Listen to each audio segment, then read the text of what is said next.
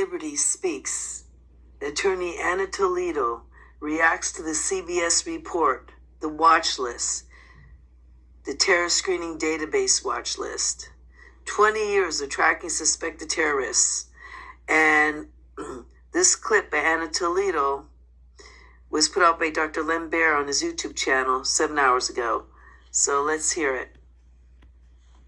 Database to track suspected terrorists. You have no meaningful process to clear your name in something you have never done and will never do.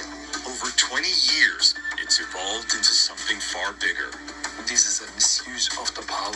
This is a violation of the Constitution. There's the door. Like a prisoner. This is a slow form of torture.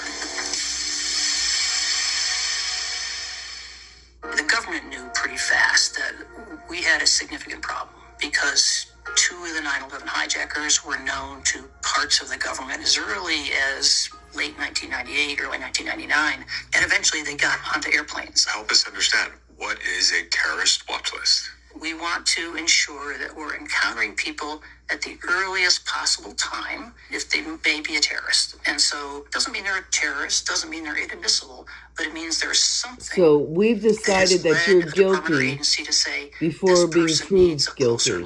That means we can invade your privacy because we decided. Like what color you are, like maybe we don't like your ethnicity. Like maybe you're not a non-investigative subject, but we think you belong on the terror screening database list. And a lot of people are on there. Innocent, non-investigative subjects. Is part of an entire galaxy without going through the legal process of the law, the due process of the law through the courts. A trove of government documents and court records from the last 20 years to piece together how expansive it is. Terrorist watch listing is run by people from half a dozen government departments with the highest classified clearance.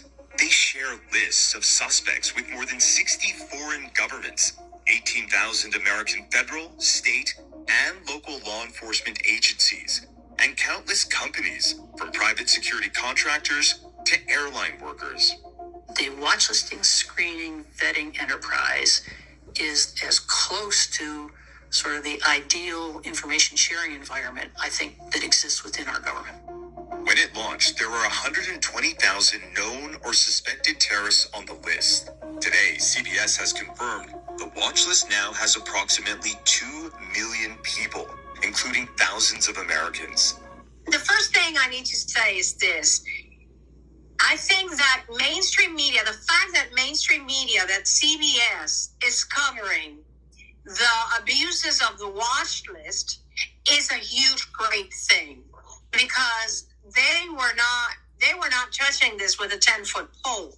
And even though it doesn't go into the targeted individuals or any of that, still it denounces the abuse that the watch list represents for innocent people that have absolutely no ties to terrorism. So they talk about, in fact, it's titled The Watch List. And as I mentioned to you before, in the research I carried out with all the documents that I've been reading, both audit reports and the documents produced in the El Haiti versus Cable case, the watch list component of the TSDB is handling codes 1 and 2, which is the known terrorist and the suspected terrorist. So this, when the reporter in this case says that he has corroborated that the watch list is comprised of 2 million names and identities, what that tells me is that we have severely underestimated the amount of targeted individuals that there are, because the watch list part, as of the audit reports I have read, the watch list part comprised only 0.29% of the entire TSDB. So just the math on that, if that 0.29% has blossomed into 2 million people, so how much is the other 97%? That's one thing that I want you to keep in mind. The attorney for ACLU that appears, she says something, she's so concise, so perfect, and so beautiful, and she goes, you have no meaningful process to clear your name regarding something that you have never done and will never do. And that's just, it's just perfect. It's just 7 seconds of perfection. It's the best quote for me, in the entire video. Also, it is important how one of the creators of the TSDB, that when you look at him, he just looks like he came out of a Dick Tracy movie, but the evil guy in the Dick Tracy movie, I don't remember his name.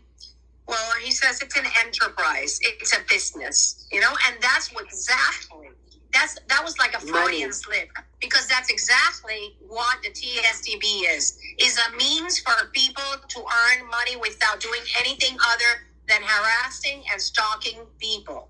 And experimenting. You can be from the chair, from behind your screen, hacking people like the InfraGard people do, and following people around in your car and getting $20-$30 for that. God knows how many it is that they get paid for.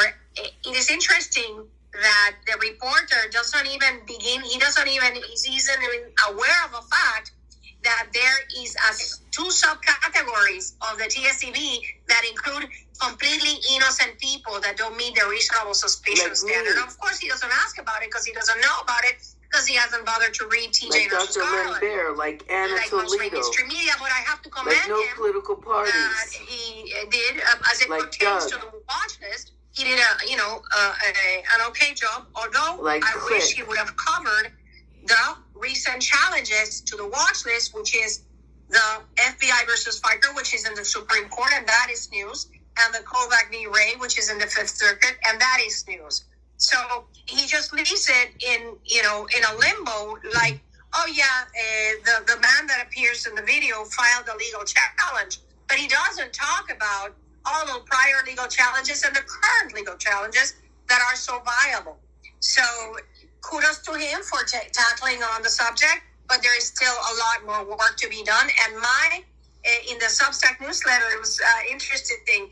I urge you all to send an email to those producers, very respectful, and don't make it about yourself. Make it about the illegality of including innocent people on the terrorist database, and for reporters to press the agency, the terror. So, that's what I wish all targeted people would do, is actually write to all the people running the mass media, all the newspapers, the news media stations, the producers, and tell them, look, why aren't you sharing this on your news? Look what's happening in this country.